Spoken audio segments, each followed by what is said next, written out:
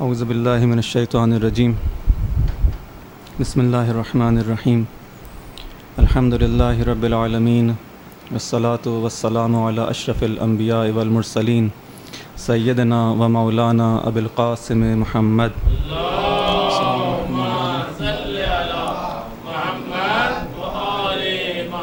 وعلی آل بیتہ الطیبین الطاہرین المعصومین المنتجبین سیما بقیت اللہ فی الارضین ارواحنا فدا وعجل اللہ تعالی فرجہ الشریف اما بعد فقد قال اللہ سبحانہ وتعالی فی کتابہ الحکیم اعوذ باللہ من الشیطان الرجیم بسم اللہ الرحمن الرحیم یا ایہا الذین آمنوا کونوا انصار اللہ کما قال عیسی ابن مریم للحواریین من انصاری الی اللہ قال الحواریون نحن انصار اللہ فآمنت طائفة من بنی اسرائیل وکفرت طائفة فأیدنا الذین آمنوا علی عدوهم فأصبحوا ظاہرین۔ ایک درود بجا محمد اللہم صلی علی محمد وآل محمد۔ رب اشرح لی صدری ویسر لی امری واحلل عقدۃ من لسانی یفقہوا قولی۔ عزیزان محترم، اس سال کی اس مجلس کا جو عنوان رکھا گیا ہے وہ عشق سے خون تک۔ اس کی کل تھوڑی بہت ایک مقدماتی گفتگو آپ کے سامنے پیش کی گئی، اور آج انشاءاللہ اسی سلسلے کو آگے بڑھاتے ہیں۔ کل ہماری گفتگو یہاں تک پہنچی تھی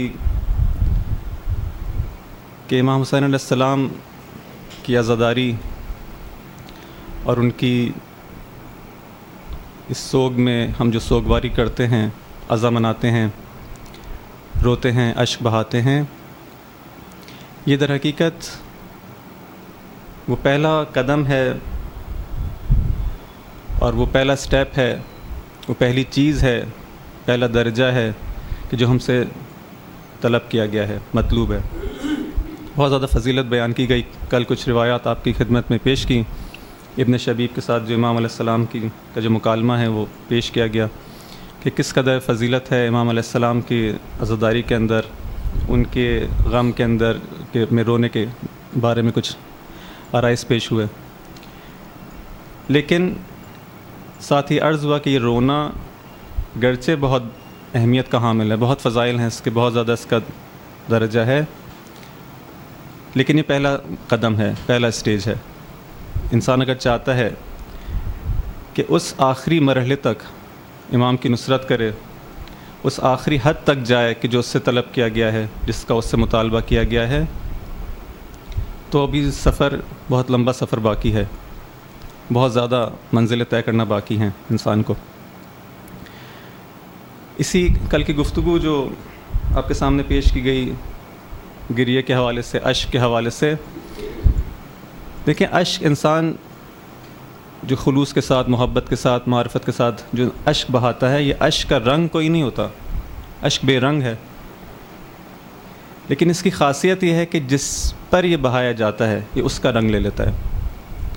ہم اگر امام حسین علیہ السلام پر اشک بہاتے ہیں تو یہ بے رنگ اشک جو ہے وہ پھر امام حسین علیہ السلام کا رنگ لیتا ہے، اور پھر جو شخص یہ اشک بہا رہا ہے، جو شخص صاحب اشک ہے، اس میں اسی طرح سے وہ تاثیر رکھتا ہے اس شخص کو کہ جو امام حسین علیہ السلام پر اشک بہاتا ہے، یہ شخص حسینی بناتا ہے، کیونکہ اس کا کوئی رنگ نہیں ہے، جس پر یہ بہایا جاتا ہے اس کا رنگ لے کر اس کے صاحب کو اس طرح کا بنا دیتا ہے۔ امام حسین پر آپ گریہ کریں تو آپ کو یہ اشک حسینی بنا سکتا ہے، لیکن شرط ہے کہ خلوص کے ساتھ ہو۔ عزاداری فقط یہ نہیں ہے کہ ہم بغیر قصد قربت کے، نہیں، یہ عبادت ہے، اور آپ جانتے ہیں کہ عبادت کے اندر قصد قربت شرط ہے کہ خدا کے لیے ہو یہ کام، تب جا کے وہ مقبول ہے۔ جس طرح سے انسان نماز پڑھے لیکن اس کے اندر اس کا قصد جو ہے وہ لوگوں کو دکھانا ہو، ریا ہو، یہ نماز قبول نہیں ہے۔ اس کی شرط یہ ہے کہ اس کی نیت جو ہے خالص ہو۔ خالص ہو کس کے لیے؟ خدا کے لیے۔ اسی طرح سے عزاداری بھی ایک عبادت ہے، جب عبادت ہے تو باقی عبادتوں کی طرح اس کے اندر بھی قصد قربت شرط ہے کہ میں جو اس مجلس کے اندر آ رہا ہوں، اس کو اس نیت سے میں مجلس میں شرکت کروں، جو مجلس پڑھنے والا ہے اس نیت سے اس کو انجام دے، اس فعل کو۔ ہر وہ شخص جو اس عزاداری کے اندر حصہ لے رہا ہے، جو سبیل بھی لگا رہا ہے امام حسین کے نام پر، قصد قربت کے ساتھ اس کام کو انجام دے، تب جا کے یہ بارگاہ خداوندی کے اندر یہ مقبول ہے۔ بس خلوص کے ساتھ، معرفت کے ساتھ جب انسان اشک بہاتا ہے تو یہ انسان کو حسینی بنانے کے اندر یہ پہلا قدم وہ طے کرتا ہے۔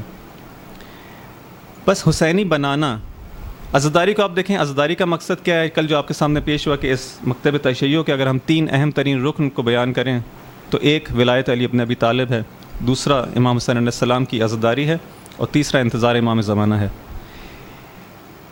اس عزاداری کا جو ہدف ہے، اس کا جو مقصد ہے، اس کی جو فضیلت بیان کی گئی ہے، کیا ہم کہاں لے جانا چاہتی ہے عزاداری؟ اس کا ہدف کیا ہے؟ اس کا مقصد کیا ہے؟ اس عزاداری کے وہی مقصد ہے کہ جو امام حسین علیہ السلام کا مقصد تھا، ان سے ہٹ کر کوئی مقصد نہیں ہے۔ جو امام حسین علیہ السلام چاہتے تھے کربلا کے اندر، جو انہوں نے قیام کیا، وہی مقصد ہماری اس عزاداری کا بھی ہے۔ اگر امام حسین علیہ السلام خود بیان کرتے ہیں کہ میں نے جو قیام کیا ہے، میرا مقصد امر بالمعروف ہے، نہی از منکر ہے، اور میں چاہتا ہوں کہ اپنے جد اور اپنے بابا کی سیرت پر چلوں، تو آج اگر ہم عزاداری مناتے ہیں، امام حسین علیہ السلام کے سوگ میں آنسو بہاتے ہیں، تو ہمارا بھی مقصد یہی ہے کہ جب امام علیہ السلام چاہتے ہیں کہ دین کی حفاظت کی جائے، جب امام حسین علیہ السلام چاہتے ہیں کہ اس دین کو جس میں اندر انحراف پیدا ہو گیا ہے، جس کے اندر کجی پیدا ہو گئی ہے، اس انحراف کو ختم کیا جائے، اس انحراف کو دور کیا جائے، اس کجی کو دور کیا جائے، اس کو اندر دوبارہ جو اس کے اندر جو ٹیڑھا پن آ گیا اس کو ختم کیا جائے، اس عزاداری کا بھی یہی مقصد ہونا چاہیے۔ اگر امام چاہتے ہیں کہ بدعتوں کو معاشرے سے جو ہے وہ دور کیا جائے، اس عزاداری کا بھی یہ مقصد ہونا چاہیے۔ ایسا نہ ہو کہ عزاداری خود بدعتوں کے اندر مبتلا ہو جائے، اس کا مقصد بدعتوں کو دور کرنا ہونا چاہیے۔ بہت زیادہ انسان کو جو ہے وہ ہوشیار رہنے کی ضرورت ہے، بہت زیادہ جو ہے انسان کو توجہ کی ضرورت ہے اس بات کے اوپر کہ اس اہم ترین عبادت کو انسان ضائع نہ کر دے۔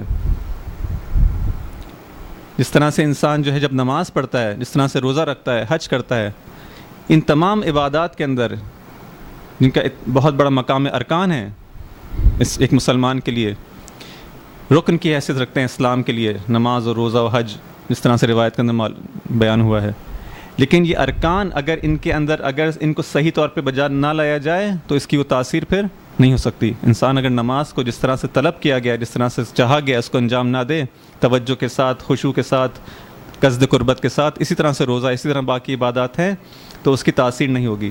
اور شیطان کی کوشش بھی یہی ہے کہ ان طریقوں سے، اور اس راستوں سے، ان دروازوں سے آ کر انسان کو جو ہے وہ بہکایا جائے کہ جو دین کے راستے کے اندر سب سے زیادہ مؤثر ثابت ہو سکتے ہیں، انسان کو خدا کی جانب لے جانے کے اندر سب سے زیادہ مؤثر ثابت ہو سکتے ہیں۔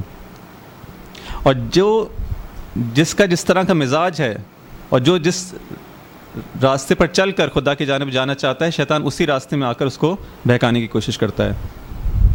عزاداری بھی اسی طرح سے ایک عبادت ہے۔ ایسا نہیں ہے کہ عزاداری کے نام پر جب ہم اس فرش عزا پر جمع ہو جاتے ہیں، کسی بھی طرح سے عزاداری مناتے ہیں، تو شیطان ہم کو چھوڑ دے گا، نہیں۔ شیطان یہاں پر بھی جو ہے اس راستے کے اندر آئے گا، مختلف چیزوں کو جو ہے ہمارے خیالات کے اندر ممکن ہے ہماری نیتوں کو خراب کرنے کی کوشش کرے، ممکن ہے دوسرے طریقوں سے جو اس میں وارد ہو۔ ایک طریقہ بدعتیں ہیں، ممکن ہے بدعتوں کو رائج کیا جائے۔ اور چونکہ امام حسین علیہ السلام کی عزاداری کا مسئلہ بہت زیادہ احساساتی ہے، بہت زیادہ جذبات پر مشتمل ہے، اگر کوئی اس کے مقابلے میں قیام کرتا ہے، لوگوں سمجھاتا ہے کہ دیکھو عزاداری کو خالص رہنے دو، عزاداری کو جس طرح سے وہ مؤثر ثابت ہو سکتی ہے، جس طرح سے امام چاہتے ہیں اسی طرح سے انجام دیا جائے، تو ممکن ہے چونکہ ایک احساساتی عمل ہے جس کے اندر بالآخر انسان کے جذبات شامل ہیں، تو فوراً جو ہے ممکن ہے معاشرے کی طرف سے جو ہے وہ ایک ریزسٹنس کا، ایک مقابلے کا جو انسان کو سامنا کرنا پڑے۔ لیکن انسان کو ہوشیار رہنے کی ضرورت ہے، توجہ کرنے کی ضرورت ہے کہ یہ عزاداری بھی جس طرح سے باقی عبادات ہیں اور شیعت کے لیے جو ہے ایک رکن کی حیثیت رکھتی ہے۔ جتنی زیادہ کسی چیز کی اہمیت ہوتی ہے اتنا ہی زیادہ اس کے اندر شیطان کی جانب سے کوشش ہوتی ہے کہ اس کے اندر جو ہے وہ رکاوٹیں ایجاد کی جائیں۔ بس کیا آپ کے خیال میں جو ہے جب عزاداری کی اتنی زیادہ اہمیت ہے تو شیطان اس راستے کا ایسے چھوڑ دے گا؟ نہیں، حتماً اس کے اندر جو ہے وہ طرح طرح کی جو ہے مشکلات اور ایجاد کرنے کی جو ہے کوشش کی جائے گی۔ ایسا نہیں ہو سکتا کہ جو ہے شیطان کی جانب سے کچھ نہ ہو، بہت کچھ کیا جاتا ہے، بہت سارے شبہات ایجاد کی جاتے ہیں، بہت نئے نئے طرح کے جو ہے طریقے ایجاد کیے جاتے ہیں عزاداری کے اندر۔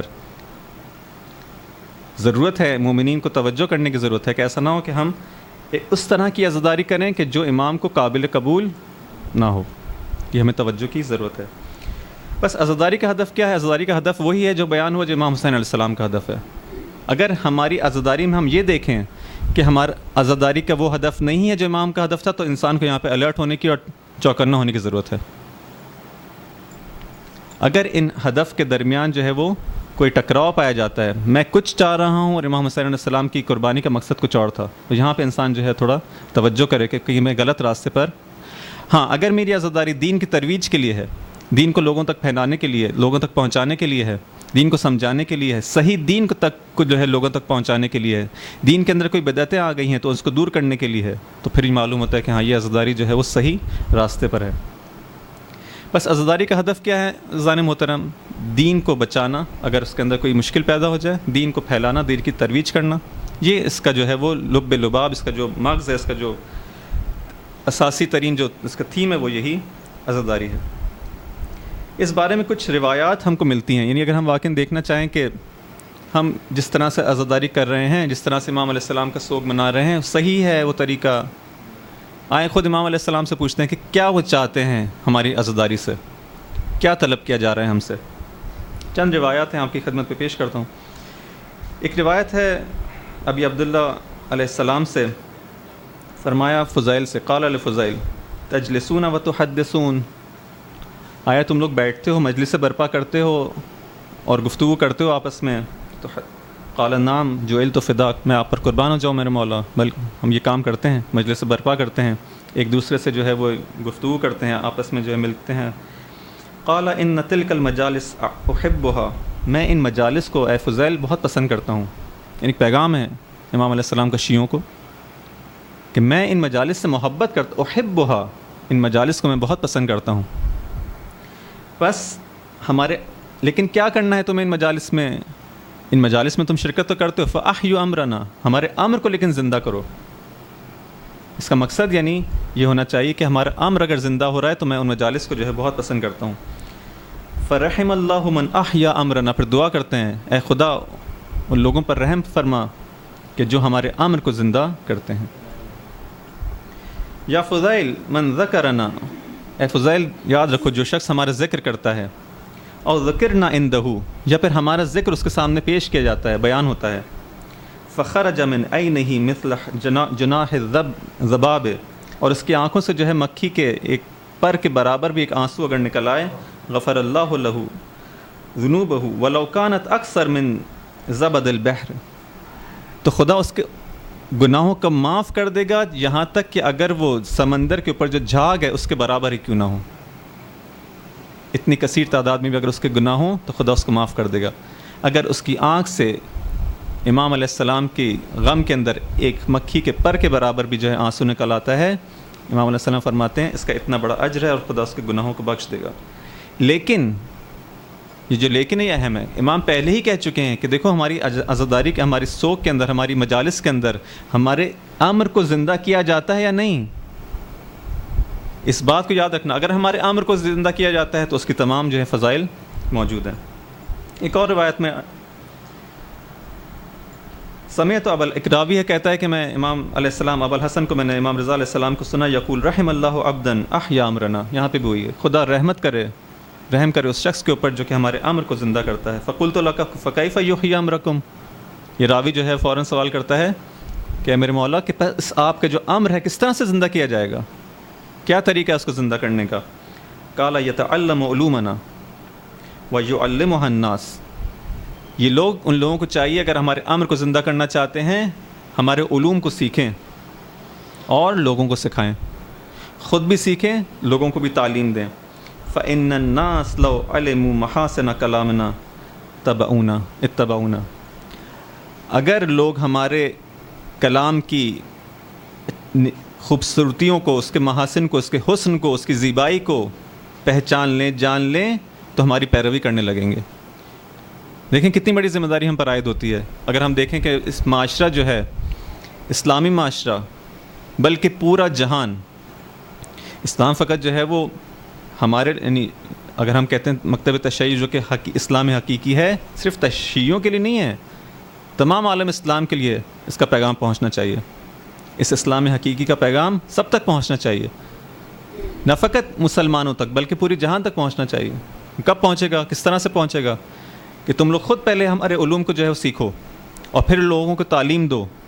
جب وہ ہمارے کلام کو سنیں گے دیکھیں گے کہ یہ عجیب ہے، یہ کلام کسی عام انسان کا نہیں ہے. اس کلام کی جب محاسن کو دیکھیں گے خود بخود آئیں گے ہماری جانب اور ہماری پیروی کریں گے.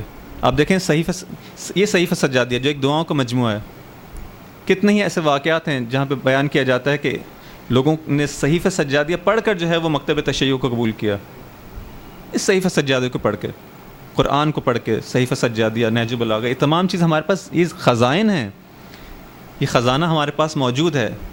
اس کو خود اس کے اندر جو ہے وہ اس کی جانب جانے کی ضرورت ہے، اس کو کھول کے دیکھنے کی ضرورت ہے، اس کو پڑھنے اور سمجھنے کی ضرورت ہے، اور پھر اس پیغام کو جو ہے لوگوں تک پہنچانے کی ضرورت ہے. لوگوں کی بھی ذمہ داری ہے اور علماء کی ذمہ داری ہے. لوگوں کی ذمہ داری ہے کہ ایسی محفلیں، ایسی مجالس کو منعقد کیا جائے کہ جہاں پر اس طرح کی گفتگو میسر ہو. علماء کی ذمہ داری بھی ہے کہ وہ جتنا ہو سکتا ہے ان کی توان میں ہے ان علوم کو سیکھیں اور پھر جو ہے لوگوں تک پہنچائیں، اور پھر لوگ بھی جتنا سیکھتے ہیں اس کو جو ہے وہ آگے تک پہنچائیں. یہ صرف جو ہے کسی عالم دین کی ذمہ داری نہیں ہے کہ وہی جو ہے علوم آل محمد کو، نہیں، میں جتنا سمجھ چکا ہوں اس حد تک جو ہے لوگوں تک پہنچاؤں. یہ سب کی ذمہ داری ہے. امر بالمعروف نہی عن المنکر، یہ ساری جو یہ سب کے لیے ہیں تعلیمات، سب کی ذمہ داری ہے جتنا وہ ہو سکتا ہے. ہاں اس کے اندر جو ہے وہ جتنا اس کو آتا ہے، جتنا یقین ہے کہ صحیح، اس حد تک جو ہے اس بات کو آگے بڑھائے. بس مجالس کا مقصد احیاء امر ہونا چاہیے، اہل بیت کے امر کا احیاء ہونا چاہیے، اور اس کی جو ہے توضیح خود روایت کے اندر جو ہے وہ بیان ہو. اسی طرح سے ایک اور روایت کے اندر ایک شخص ہے جو کسی سفر پہ جا رہا تھا، امام علیہ السلام کی خدمت میں آتا ہے خداحافظی کرنے کے لیے، ان سے وداع کرنے کے لیے. جب امام کی خدمت میں پہنچتا ہے تو امام علیہ السلام کہتے ہیں اس شخص سے، اس کا نام خیثمہ ہے، کہتے ہیں قال ابلغ موالینا السلام، تم جو جا رہے ہو ہم سے اپنے شہر جاؤ گے جہاں سے تم آئے تھے، ہمارے موالی کو، ہمارے چاہنے والوں کو، ہم سے محبت کرنے والوں کو ہمارا سلام کہنا. اور کیا کہنا ان سے؟ وَأَوْصِهِمْ بِتَقْوَى اللَّهِ، ان کو تقوی خدا اختیار کرنے کی وصیت کرنا، والعمل الصالح، اور عمل صالح انجام دینے کی وصیت کرنا. اور ان سے کیا کہنا؟ دیکھیں کتنی چھوٹی چھوٹی چیزوں کا جو امام علیہ السلام نے تذکر دیا ہے ہماری روایات کے اندر. چھوٹی سے چھوٹی چیز اور بڑی سے بڑی چیز، ہر وہ چیز جو کہ ہماری زندگی کے اندر اہم ہے اور ہماری ہدایت کے لیے، ہماری اس معاشرے کی اصلاح کے لیے، ہماری اپنی انفرادی زندگی کی اصلاح کے لیے ضروری ہے، سب کا تذکرہ کیا گیا. اسی روایت کے اندر آپ دیکھیں امام فرماتے ہیں کہ تم اپنے شہر کے اندر جا رہے ہو جہاں پہ تقوی کی اور جہاں پر عمل صالح کی وصیت کرتے ہیں، وہاں پہ فوراً اگلا جملہ کہتے ہیں وَأَن يَعُودَ صَحِيحُهُمْ مَرِيضَهُمْ، اور دیکھو تم یہ میرا پیغام پہنچا دینا کہ تمہارے جو صحت مند افراد ہیں مریضوں کی عیادت کے لیے جایا کریں. چھوٹی سی بات ہے لیکن امام کی توجہ ہے اور ہم تک یہ پیغام ہے. تمہارے جو صحت مند افراد ہیں مریضوں کی عیادت کے لیے، وَلْيَعُدْ غَنِيُّهُمْ عَلَى فَقِيرِهِمْ، اور نہ فقط تمہارا جو غنی، جو ثروت مند ہے، امیر آدمی ہے، وہ بھی جائے فقیروں کی عیادت کے لیے.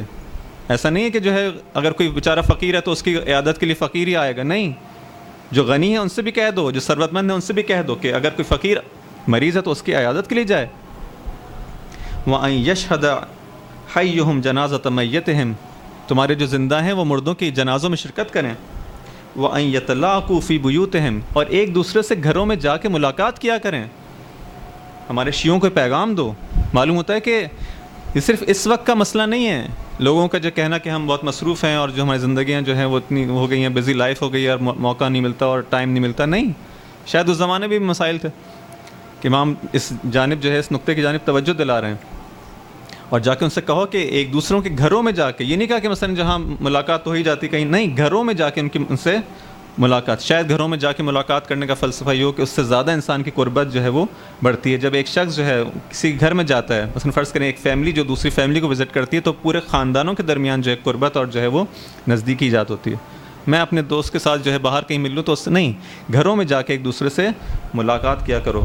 وَأَن يَتَلَاقُوا فِي بُيُوتِهِمْ وَأَن يَتَفَاوَضُوا عِلْمَ الدِّينِ، اور علم دین جو ہے اس کا رد و بدل کرو. ایک دوسرے کو تمہاری نشستیں جب ہوا کریں تو کیا گفتگو کرو گے؟ اب جب تم ملاقات کرنے جاؤ گے تو کیا ادھر ادھر کی باتوں میں اپنا وقت نہیں، اس طرح سے وقت نہیں ضائع کرنا، بلکہ وَأَن يَتَفَاوَضُوا عِلْمَ الدِّينِ. لیکن سوال یہ ہوتا ہے کہ جب ہم لوگوں کو علم دین آئے گا تو یہ کام کریں گے. بس اس کا پہلا مرحلے کے اندر اس کے اندر مقدمے کے طور پر ضروری ہے کہ میں علم دین حاصل کروں، تاکہ جب میں ملاقات کروں اپنے دوستوں سے مسلمانوں سے، شیعوں سے، تو میں اس علم دین کا رد و بدل کر سکوں، ہمارے درمیان جو تبادلہ خیال ہے وہ علم دین کے موضوع کے پر ہو، وہ علم دین کے موضوع پر ہو۔ فَإِنَّ فِي ذَلِكَ حَيَاةً لِأَمْرِنَا، اس چیز کے اندر ہمارے امر کی حیات ہے۔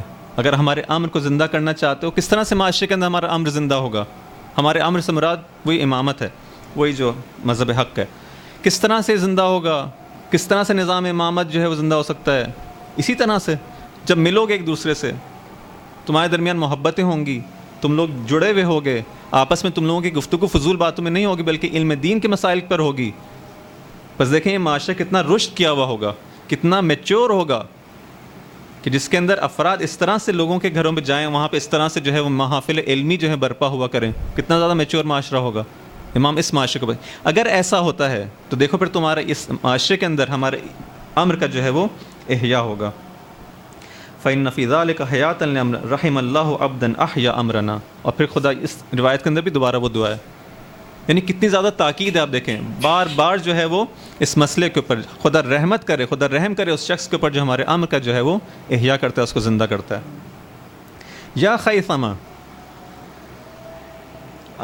ان اللہ نغنی عنکم من اللہ شیئا، عجیب جملہ ہے۔ امام فرماتے ہیں اے خیثمہ، تم جا رہے ہو اپنے شہر میں جہاں پہ بھی تمہارا ارادہ ہے جانے کا، لوگوں تک میں نے کچھ تم کو یہ کہا ہے، پیغامات پہنچانے کو کہا، ایک اور پیغام جو ہے وہ پہنچا دو۔ یا خیثمہ ان لا نغنی عنکم من اللہ شیئا، دیکھو میں یہ نہ سمجھنا کہ تم امام کے ماننے والے ہو تو بس کافی ہے، ہمارے غم میں جو ہے وہ اشک بہا لوگے کافی ہے اور مسئلہ حل ہو جائے گا، نہیں، ان لا نغنی عنکم من اللہ شیئا، ہم تمہیں خدا سے جو ہے وہ تمہیں خود فیس کرنا ہوگا، ہم تمہیں نہیں بچا سکتے، ہم کافی نہیں ہیں، کس صورت میں؟ الا بالعمل، مگر یہ کہ تمہارے پاس کچھ عمل ہو، الا بالعمل، اگر تم کچھ عمل صالح لے کر جاؤ گے اس دنیا سے، ایمان کے ساتھ جاؤ گے، ایمان اور عمل صالح لے کر جاؤ گے تو پھر ہم تمہاری ہیلپ کر سکتے ہیں، پھر ہم تمہاری کمک کر سکتے ہیں۔ یہ نہ سمجھنا کہ سب کچھ امام کے حوالے ہے، ہم جیسی زندگی گزارنا چاہیں، جو کچھ کرنا چاہیں، فضائل کو بیان کر لیں، فضائل کو سن لیں، رو لیں اور بس یہ کافی ہے، نہیں۔ ان لا نغنی عنکم من اللہ شیئا، کچھ بھی نہیں کر سکتے ہم اگر تمہارے پاس جو ہے عمل نہ ہو، کیونکہ ایسا تو نہیں ہے خدا اسلام کے اندر جو ہے وہ جسے کہتے ہیں کہ اقربا پروری اور مثلاً جو ہے وہ سفارشی دین تو نہیں ہے، کہ جو ہے جو لوگ اہل بیت کے چاہنے والے ہیں ان کی سفارش ہے خدا کے یہاں تو ان کو تو جو ہے ایسے ہی بھیج دیا جائے گا جنت میں، اور جن کے پاس یہ سفارش موجود نہیں ہے ان کو جہنم میں ڈال دیا جائے گا، چاہے دونوں کے اعمال ایک جیسے ہوں، چاہے یہ بھی اسی گناہ میں مبتلا ہیں، یہ بھی اسی گناہ میں مبتلا ہیں، لیکن چونکہ ان کے پاس سفارش ہے ان کو بھیج دیا جائے، نہیں، عمل ہونا چاہیے تمہارے پاس، ہاں اس کے اندر اگر کوئی کمی کاستی رہ گئی تو پھر جو ہے اس کے جو ہے وہ پورا کیا جا سکتا ہے، لیکن ایسا نہیں ہے کہ تم جو ہے وہ صفر ہو کر آؤ، ایمان کو جو ہے وہ ہاتھ سے دھو کر آؤ اور پھر جو ہے، اور وہ جو کمی کاستی بھی رہ گئی ہے اس کا بھی حساب دینا پڑے گا، جو انشاءاللہ بعض روایت کے اندر موجود ہے آپ کی خدمت میں پیش کروں گا، اس کمی کاست ایک ایک چیز کا حساب دو۔ دیکھیں قرآن کے اندر واضح طور پر جب لکھا ہوا ہے کہ ہر ایک چیز جو ہے چھوٹی ہو یا بڑی سب کا جو ہے وہ اس کو لکھا جا رہا ہے، لکھا جانے کا مطلب کیا نہیں، اس کا حساب لیا جائے گا، اس کا حساب لیا جائے گا، مگر یہ کہ خدا جو ہے وہ بخش دے اپنی رحمت اور خدا اس کے فضل سے۔ بس یہ پیغام ہمارا پہنچا دو، وَإِنَّ وِلَایَتَنَا لَا تُنَالُ إِلَّا بِالْوَرَى، اور ہماری جو ولایت ہے یہ نہیں پہنچ سکتی کسی کو، کوئی صاحب اس ولایت نہیں ہو سکتا مگر ورا کے ذریعے سے۔ ورا یعنی کیا؟ یعنی انسان جو ہے گناہوں سے جو ہے دور رہے، پرہیز کرے گناہوں سے، شبہات کے قریب نہ جائے، اس طرح سے ایک زندگی گزارے، اس کو کہتے ہیں ورا۔ ہماری ولایت نہیں حاصل ہو سکتی تم کو مگر ورا کے ذریعے سے۔ وَإِنَّ أَشَدَّ النَّاسِ حَسْرَةً يَوْمَ الْقِيَامَةِ، یا جی دوبارہ سے بہت ہی، وَإِنَّ أَشَدَّ النَّاسِ حَسْرَةً يَوْمَ الْقِيَامَةِ، سب سے زیادہ شدید ترین شخص کوئی اگر قیامت کے دن حسرت کے اندر جو مبتلا ہوگا، اگر کوئی ہوگا تو کون ہوگا؟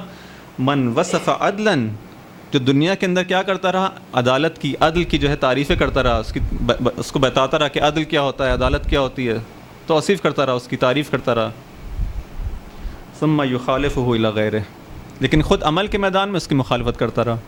اس کی اپنی زندگی کے اندر عدالت تمہیں نظر نہیں آتی تھی، لیکن اگر اس کو کہیں تقریر کرنے پر تو تقریر وہ جو ہے گھنٹوں کی تقریر کر سکتا ہے. کتابیں لکھنے پر کتابیں جو ہیں موٹی موٹی کتابیں لکھ سکتا ہے، وصف کر سکتا ہے، توصیف کر سکتا ہے، عمل نہیں کرتا.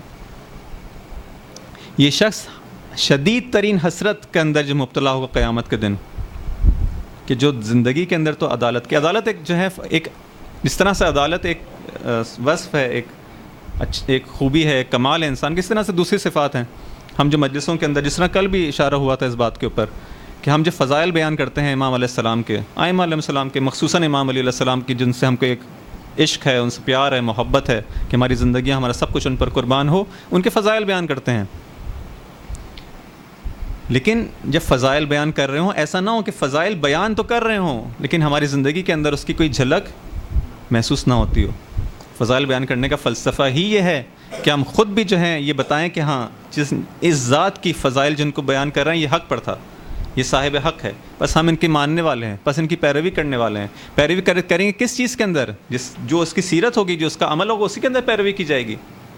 یہ جو فضائل ہیں در حقیقت مجموعہ ہے ان کے افعال کا، ان کی سیرت کا. یہ ان کی سیرت ہے، یہ ان کے افعال تھے، یہ ساری صفات ان کے اندر پائی جاتی تھیں. میں ان کو جو ہے مانتا ہوں اپنا رہبر، اپنا پیشوا، اپنا امام، اپنا مقتدا. یعنی کیا؟ یعنی میں بس چاہتا ہوں ان کی پیروی کروں. جب معلوم ہو گیا کہ یہ حق پر ہیں، بس انہیں کی پیروی کروں گا. وہ پیروی کروں گا، نہ فقط نام لوں گا. نہیں، مقتدا یعنی جس کے پیچھے میں چلوں، امام یعنی جو میرے آگے ہوں میں اس کے پیچھے پیچھے ہوں. پیشوا ہے، وہ رہبر ہے. اگر وہ رہبر ہو لیکن راہ نہ ہو جس پہ ہم چلیں تو پھر اس رہبر کا کیا فائدہ؟ رہبر کا کام ہی ہے کہ آپ کو راستہ طے کرائے، وہ رہنما ہے، راستہ دکھاتا ہے، راستے پر لے جاتا ہے. بس یہ ساری روایات ہمارے سامنے موجود ہیں کہ ہمارے ان مجالس کے اندر جو چیز تم سے طلب کی جا رہی ہے، جو چیز مطلوب ہے، وہ یہ کہ ہمارے امر کا جو ہے وہ احیا کیا جائے. کلمہ توحید اور توحید کلمہ، اس کو اس طرح سے بھی خلاصہ کیا جا سکتا ہے. ہماری عزاداری کے اندر جو چیز مطلوب ہے، کلمہ توحید کی بات ہو، خدا کی وحدانیت کی بات ہو. دین کی لب لباب جو ہے، جو اصل ہے، جو اساس ہے، وہ توحید ہے. اس عزاداری کے ذریعے سے جو ہے جتنا زیادہ توحید کسی معاشرے کے اندر قوی ہو، توحید عملی، اتنا زیادہ وہ معاشرہ جو ہے وہ گناہوں سے دور ہے. دیکھ، اگر کسی شخص کی زندگی کے اندر ہم کو گناہ نظر آتا ہے، علماء کہتے ہیں کہ اگر کسی شخص کی زندگی کے اندر گناہ نظر آئے، سمجھ لو اس کی توحید کے اندر کچھ مشکل ہے. اگر کوئی شخص واقعاً وحدانیت کا اقرار کرے اور دل سے جو ہے اس پر جو ہے وہ واقعاً اس کا ایمان ہو، عملی طور پر جو ہے اس کا اقرار ہو، فقط زبانی اقرار نہ ہو، یہ شخص گناہ نہیں کر سکتا. جو شخص جو ہے خدا کو حاضر و ناظر جانتا ہو، جو شخص خدا کو قادر جانتا ہو، جو شخص یہ جانتا ہو کہ اس کا سب کچھ خدا کے قبضہ قدرت کے اندر ہے، جو شخص یہ جانتا ہو کہ ایک دن اس کو حساب دینا ہے، جو ان تمام باتوں کو جانتا ہو اور ان تمام چیزوں پر ایمان لایا ہو واقعاً قلب سے، توحید عملی جس کی جتنی زیادہ مضبوط ہو، وہ شخص پہ جو ہے وہ گناہ نہیں کر سکتا. ان مجالس کے ذریعے سے، ان عزاداری کے ذریعے سے، جو امام حسین علیہ السلام کا بھی ہدف ہے کہ جو دین کی ترویج کی جائے، دین کو جو ہے وہ اس کے اندر جو کجی پیدا ہوگی اس کو دور کیا جائے. دین کی اساس کیا؟ دین کی اساس توحید ہے. یہ کلمہ توحید، یہ پوری دنیا کے اندر جو ہے وہ ان عزاداریوں کا مقصد ہونا چاہیے کہ اس کلمہ توحید کو انہی عزاداری کے ذریعے سے جو ہے پوری دنیا کے اندر جو ہے وہ پھیلایا جائے، وہ سربلند ہو، اس کا جو ہے وہ. اسی طرح سے توحید کلمہ، توحید کلمہ کیا ہے؟ وحدت ہو، اتحاد ہو، اتفاق ہو. ہمارے پاس کلمہ توحید تو ہو لیکن توحید کلمہ نہ ہو، یعنی لوگوں کے درمیان، مسلمانوں کے درمیان جو اختلاف ہے وہ پایا جاتا ہو، تفرقہ ہو، تو کبھی بھی یہ توحید کلمہ توحید جو ہے وہ سازگار نہیں ہو سکتا. جس طرح سے آج ہے ہر شخص جو ہے کلمہ توحید پڑھتا ہے، اس کی زبان پر جاری ہے. دیکھیں ہمارے معاشرے کے اندر الحمدللہ بعض اچھی چیزیں بھی ہیں، کتنے زیادہ عاشقان رسول موجود ہیں. ذرا سا کچھ ہوتا ہے، ذرا سا کچھ جو ہے وہ مذہب کے نام پر جو آنچ آتی، فوراً ہزاروں کا ایک لشکر جو جمع ہو جاتا ہے. اچھی بات ہے، جذبات ہیں، عاشقان رسول ہیں، برداشت نہیں کر پاتے. لیکن اسی معاشرے کے اندر جو ہے وہ توحید کلمہ نہیں ہے، ایک دوسرے کو جو ہے برداشت کرنے کو تیار نہیں ہے. میں آپ کی بات سننے کو تیار نہیں ہوں، آپ میری بات سننے کو تیار نہیں ہیں. مسلمانوں کے مختلف فرقے اور مذاہب جو ہیں وہ ایک دوسرے کی بات نہیں سننا چاہتے. ہر فرقہ بھی اپنے اندر ایک دوسرے کی بات نہیں سننا چاہتا. مومنین بھی جو ہے اندر ایک دوسرے کی بات سننا گوارا نہیں کرتے. ہمارے پاس تو ہاں ممکن ہے کہ ہم ایک اس ہر چیز کے اندر جو ہے جس ہم کہہ سکتے ہیں کہیں کہ ایسا نہیں کہ ہم کہتے ہیں کہ توحید کلمہ ہو یعنی سب لوگ جو ہے ایک ہی مذہب پر آ جائیں. نہیں، یہ ممکن نہیں ہے. لیکن ہم گفتگو کے ذریعے اپنے اختلافات کو وہ اختلافات جو کہ لڑائی جھگڑے کی طرف اور ایک دوسرے کے جو ہے وہ کشت و کشتار اور جو ہے ایک دوسرے کو جو ہے وہ مار ڈالنے کی طرف، ایک دوسرے کو جو ہے قبول نہ کرنے، ان کو جو ہے حسن صفحہ ہستی سے مٹا دینے کی طرف جو بڑھتے ہیں، ان کو ختم کیا جائے. منظور یہ ہے نہ کہ مثلا سب لوگ جو ہے ایک ہی فرقے کے اندر آ جائیں یا ہم لوگ ان کا فرقہ اپنا لیں وہ ہمارا نہیں، یہ منظور نہیں ہے. یعنی اس طرح کا اختلاف نہ ہو ہمارے درمیان کہ ہماری انرجیز جو ہیں وہ آپس کے لڑائی جھگڑوں میں جو ہے وہ صرف ہو جائے اور دشمن جو ہے اس سے بہترین استفادہ کرتا رہے جس طرح کر رہا ہے. یہ ہے عزاداری کا مقصد. احیاء امر ہو، توحید کلمہ ہو، کلمہ توحید ہو، وحدانیت ہو. اب آتے ہیں اس آیت کی جانب جس کو سرنامہ کلام کے طور پہ جو ہے وہ انتخاب کیا گیا. اللہم صلی علی محمد و آل محمد. سورہ صف کی کچھ آیات کی آپ کی خدمت میں جو ہے تلاوت کی. سورہ صف کے اندر کل 14 آیتیں ہیں. جس آیت کو آپ کے سامنے پیش کیا وہ 14ویں آیت تھی اس سورہ کی. لیکن اس آیت کو سمجھنے کے لیے، اس 14ویں آیت کو سمجھنے کے لیے اس سے پہلے کی جو چند آیتیں اس کا بھی جو ہے وہ ذکر کرنا جو ہے ضروری. آج فقط اس کا ترجمے کی حد تک بیان ہوگا، وقت میں زیادہ گنجائش باقی نہیں ہے. اعوذ باللہ من الشیطان الرجیم، بسم اللہ الرحمن الرحیم. اس سے پہلے کی جو گفتگو ہوئی ہے ایسا نہیں کہ وہ بے ربط نہیں، اسی سے جو ہے مربوط ہے، اسی کو آگے لے کے چل رہے ہیں. ارشاد ہوتا ہے یا ایھا الذین آمنوا هل ادلکم علی تجارۃ تنجیکم من عذاب علیم. اے ایمان لانے والوں، کیا تم چاہتے ہو میں تم کو ایک ایسی تجارت کی جانب جو ہے رہنمائی کر دوں، بتا دوں کہ جو تم کو کیا کرے، تنجیکم من عذاب علیم، تم کو جو ہے عذاب علیم سے جو ہے دردناک عذاب سے جو ہے وہ نجات دے دے. سوال کر رہے ہیں، کتنا اہم سوال ہے. ہر شخص جو ایمان لانے والا ہے، خطاب ایمان لانے والوں سے، یا ایھا الذین آمنوا. بس معلوم ہو کہ ایمان لانے والے بھی ابھی جو ہے عذاب سے رہائی انہوں نے نہیں پائی. ایمان والوں سے خطاب ہے، یا ایھا الذین آمنوا، تم لوگ جو ایمان لے کر آئے ہو، کیا تم چاہتے ہو ایسی تجارت کی جانب تمہیں رہنمائی کروں جو تم کو تنجیکم، تم لوگ جو کہ ایمان لانے والے ہو، تم کو عذاب علیم سے نجات دے دے. یعنی اس کا مطلب ہے کہ تم لوگ بھی ابھی عذاب علیم سے نجات نہیں پائے ہو، جب بھی ضرورت ہے، ورنہ ضرورت نہ ہوتی. تؤمنون باللہ ورسولہ. اب اس کو بیان کیا جا رہا ہے، اس تجارت کو بیان کیا جا رہا ہے. تجارت کے اندر کیا ہوتا ہے؟ ایک انسان جو ہے اس کے پاس کچھ مال ہوتا ہے، اس کو دیتا ہے، اس کے بدلے میں کچھ لے لیتا ہے. یہی نا تجارت، میں کچھ لیتا ہوں اور اس کے بدلے میں کچھ لیتا ہوں. خوب میں کیا کرنا ہے مجھے؟ تؤمنون باللہ ورسولہ، ایمان لاؤ خدا پر اور اس کے رسول پر.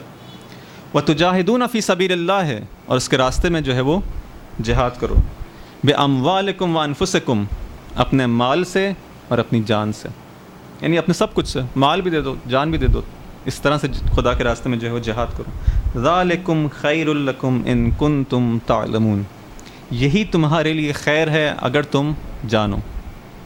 اس کے علاوہ ہر وہ سودا جو تم کرو گے وہ گھاٹے کا سودا ہے. صرف اور صرف اگر خیر ہے اس میں ہے، اگر تمہارے اندر وہ تم صاحب علم ہو تو سمجھ لو گے. اس کے علاوہ کوئی اور سودا جو ہے وہ یغفر لکم ذنوبکم. اس کے نتیجے میں کیا ہوگا؟ یہ جو تم تجارت کرو گے، جب تم ایمان لاؤ گے رسول پر، خدا پر اور اس کے رسول پر، اور جہاد کرو گے اس کے راستے میں اپنے اموال سے اور اپنے نفوس کے ساتھ، تو کیا ہوگا؟ یغفر لکم ذنوبکم، خدا جو ہے تمہارے گناہوں کو بخش دے گا. اور تمہیں کیا چاہیے؟ یغفر لکم ذنوبکم ویدخلکم جنات تجری من تحتها الانہار، اور تمہیں جو ہے ان جنتوں کے اندر جو ہے وہ داخل کر دے گا جس کے نیچے سے جو ہے وہ نہریں بہتی ہیں. ومساکن طیبہ فی جنات عدن، اور ان گھروں میں، ان طیب گھروں میں، جس کو خدا طیب کہہ نہیں معلوم وہ کیا گھر ہوں گے، ہم اس کو سوچ نہیں سکتے، فقط یہ الفاظ ہیں جن کو ہم. ومساکن طیبہ، اور وہ بہترین مساکنوں کے گھروں کے اندر تمہیں جو ہے وہ دیے جائیں گے. کہاں پہ؟ جنات عدن، جنت عدن کے اندر.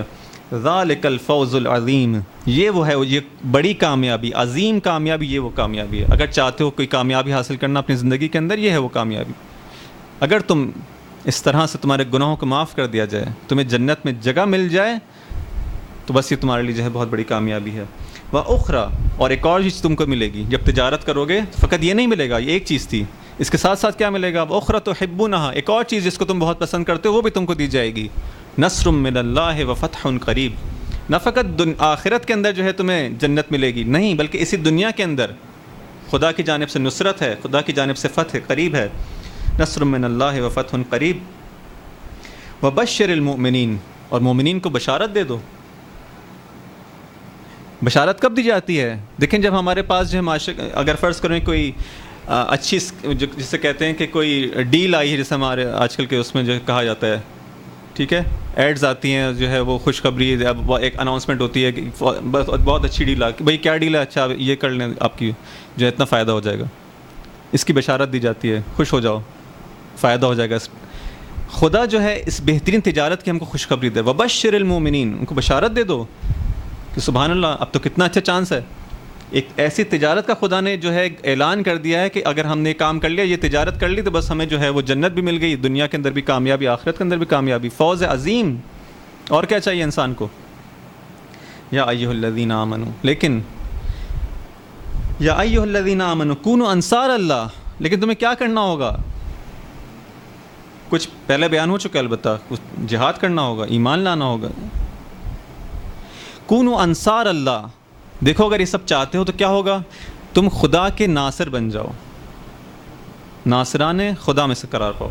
کونوا انصار اللہ کما قال عیسی ابن مریم، جس طرح سے دیکھو عیسی ابن مریم نے جو ہے اپنے حواریین سے کہا، من انصاری الی اللہ، کون ہے جو کہ خدا کی جانب، خدا کے راستے میں میری مدد کرے؟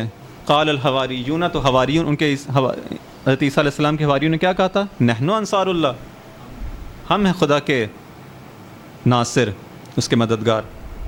نحن انصار اللہ۔ فآمنت طائفہ، بس ایک طائفہ جو تھا بنی اسرائیل کا، فآمنت طائفۃ من بنی اسرائیل وکفرت طائفہ، بس ایک فرقہ جو تھا، جو ایک گروپ تھا بنی اسرائیل کا، اس نے وہ ایمان لایا، اور ایک فرقے نے جو ہے وہ کفر اختیار کیا۔ فأیدنا الذین آمنوا علی عدوہم، پھر ہم نے ان لوگوں کو جو ایمان لائے تھے اور جنہوں نے کہا تھا کہ ہم ہیں انصار اللہ، ہم کمک کریں گے، ہم مدد کریں گے، ہم نے ان کی مدد کی، علی عدوہم، ان کے دشمنوں کے اوپر، اور جس کی خدا مدد کرے گا اس کا نتیجہ کیا ہے؟ فاصبحوا ظاہرین، اور وہی پھر کامیاب ہو گئے۔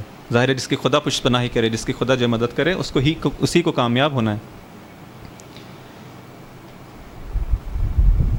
خدا جو ہے وہ طلب کر رہا ہے، کون تمہیں کیا بننا ہے؟ کونوا انصار اللہ، کونوا انصار اللہ، سب کے سب اے ایمان لانے والوں۔ اس کا مطلب ہے تمام جو ہر وہ شخص جو کہ ایمان لے آیا ابھی اس منزل پر نہیں پہنچا، ایمان لانے والوں سے کہا جا رہا ہے کہ تم لوگ ہو جاؤ انصار اللہ۔ ابھی نصرت کا مقام اس کا مطلب ہے باقی ہے، ابھی اس مقام میں اس حد تک جو ہے نصرت کرو، اس حد تک اس کام کے اندر آگے بڑھو کہ تمہاری پہچان بن جائے کہ یہ انصار اللہ ہیں، ایک صفت تمہاری بن جائے، نہ فقط ایک دفعہ، نہ فقط 2 دفعہ، نہیں، تمہارا طریقہ، تمہارا وتیرہ یہ ہو جائے کہ جو شخص بھی کہے کہ ہاں یہ لوگ جو ہیں یہ خدا کے جو ہے وہ ناصر انصار اللہ ہیں۔ خوب، خدا کی جو ہے مدد کس طرح سے کی جائے گی؟ میرے خیال میں اب اس میں اگر انسان جو ہے وارد ہو تو شاید جو ہے وہ بات ادھوری رہ جائے گی، اس کو انشاءاللہ کل کے لیے اور اس کے آنے والے دنوں کے لیے اس کے توضیح کو رکھتے ہیں۔ بس یہ عزیزان محترم، عزاداری کا ہدف وہی ہونا چاہیے کہ جو امام حسین علیہ السلام کی قیام کا ہدف ہے۔ اگر ہم چاہتے ہیں اپنے عزاداری کو دیکھیں کہ یہ اسی ٹریک پر ہے کہ جس طرح سے امام علیہ السلام چاہتے ہیں، تو دیکھیں کہ اس کا وہی ہدف ہے یا نہیں جو امام کا تھا، یعنی کیا، یعنی اس کے اندر سے دین کی ترویج ہوتی یا نہیں، اس میں دین کو صحیح طرح سے سمجھایا جاتا ہے یا نہیں۔ اگر یہ ساری چیزیں اس کے اندر موجود ہیں، اس کے اندر احیاء امر ہوتا ہے اہل بیت کا ان مجالس کے اندر، تو معلوم ہوتا ہے کہ ہاں یہ مجالس جو ہیں، یہ عزاداری جو ہے وہ امام علیہ السلام کو جو ہے وہ قبول ہے۔ عزیزان محترم، آج 2 محرم کی شب ہے۔ یہ وہ دن ہے جس طرح سے آپ لوگ جانتے ہیں کہ 2 محرم کا وہ دن ہے کہ جس دن امام علیہ السلام کا جو قافلہ جو کہ مدینہ سے چلا ہے، مکہ سے چلا ہے، وہ آج کے دن کربلا پہنچا ہے۔ کربلا کی سرزمین یہ وہ زمین ہے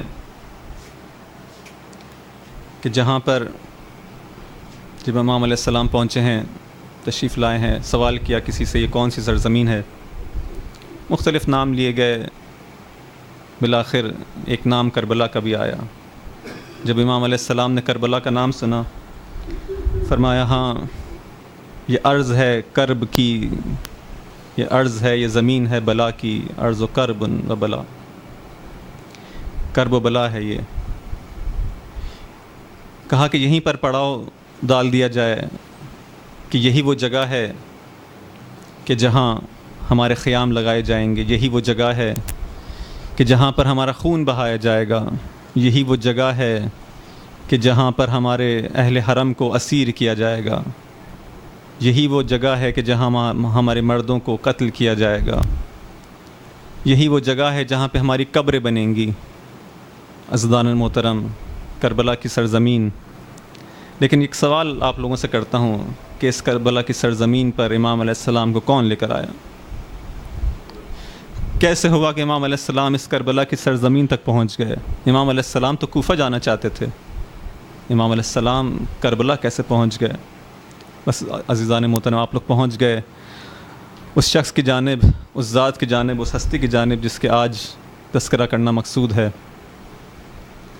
حر ابن یزید ریاحی۔ یہ وہ شخص ہے، یہ جو پہلوان ہے، یہ وہ مرد بزرگ ہے کہ جس کو 1000 کا لشکر دے کر بھیجا گیا کہ امام علیہ السلام کو کوفہ نہ آنے دیا جائے۔ وہ واقعات آپ کے سامنے موجود ہیں، میں ان کو بیان نہیں کرنا چاہتا۔ بالآخر امام علیہ السلام کا راستہ روکا جاتا ہے، امام علیہ السلام کو کہا جاتا ہے کہ ہم آپ کو کوفہ کی جانب نہیں جانے دیں گے۔ امام علیہ السلام اور حر کے درمیان کچھ مکالمہ ہوتا ہے۔ بالآخر امام علیہ السلام مجبور ہوتے ہیں کہ ایک تیسرا راستہ اختیار کریں، نہ مدینہ کی جانب واپس جائیں، نہ کوفہ کی جانب جائیں، بلکہ ایک تیسرا راستہ اختیار کیا جائے یہاں تک کہ امر واضح ہو جائے۔ کربلا کی سرزمین پر پہنچتے ہیں اور یہیں پہ امام علیہ السلام پڑاؤ ڈالتے ہیں۔ جب عاشور کی صبح آتی ہے، جب صبح عاشور آتی ہے، مقتل نے لکھا کہ حر کو دیکھا گیا کہ آہستہ آہستہ خیام حسینی سے نزدیک ہو رہا ہے، اور لوگوں نے جن مقاتل میں لکھا کہ حر اپنے آپ سے یہ کہہ رہا تھا، کیا کہہ رہا تھا کہ اے حر، میں اپنے آپ کو جنت اور دوزخ کے درمیان پاتا ہوں، لیکن خدا کی قسم میں جنت کو نہ چھوڑوں گا، چاہے مجھے ٹکڑے ٹکڑے ہی کیوں نہ کر دیا جائے، چاہے مجھے جلا ہی کیوں نہ دیا جائے، میں فقط اس جنت کے راستے کو انتخاب کروں گا۔ پھر خدا سے کہتا ہے اے خدا، میں تیری جانب توبہ کرتا ہوں، میں تیری جانب پلٹ کر آتا ہوں، اے خدا کیا میری توبہ قبول ہو سکتی ہے؟ اے خدا، میں وہی ہوں کہ جس نے تیرے اولیاء کے دل کے اندر لرزہ طاری کیا، تیرے رسول کی بیٹیوں کے دل میں لرزہ طاری کیا، ان کے بچوں کے دل میں خوف طاری کیا، میں وہی ہوں، اے خدا کیا میری توبہ قبول ہو سکتی ہے؟ خدا سے توبہ کرتا ہے اور پھر بڑھتا ہے خیام حسینی کی جانب۔ مقاتل نے لکھا کہ اس طرح سے آگے بڑھتا ہے کہ اپنے ہاتھ سر پر رکھ دیے، اپنی زرہ کو الٹا پکڑ لیا، آہستہ آہستہ نزدیک ہوتا گیا۔ جب خیام حسینی کی طرف پہنچا، امام علیہ السلام کے نزدیک پہنچ کر کہتا ہے اے امام، کیا آپ جانتے ہیں میں کون ہوں؟ میں وہی ہوں آپ کا ہم سفر جس نے آپ کا راستہ روکا تھا۔ اے امام، لیکن میں نہیں جانتا تھا کہ یہ معاملہ یہاں تک پہنچ جائے گا، میں نہیں جانتا تھا یہ لشکر اعداء آپ کو واقعاً مارنے پر تل جائیں گے، میں نے سوچا بھی نہیں تھا کہ ایک دن وہ آئے گا کہ نواز رسول کو اس کربلا کے میدان کے اندر پیاسا شہید کرنے کا عزم کر لیا جائے گا۔ اگر مجھے یہ معلوم ہوتا میں کبھی یہ خطا نہ کرتا۔ اے امام، کیا میری توبہ قبول ہو سکتی ہے؟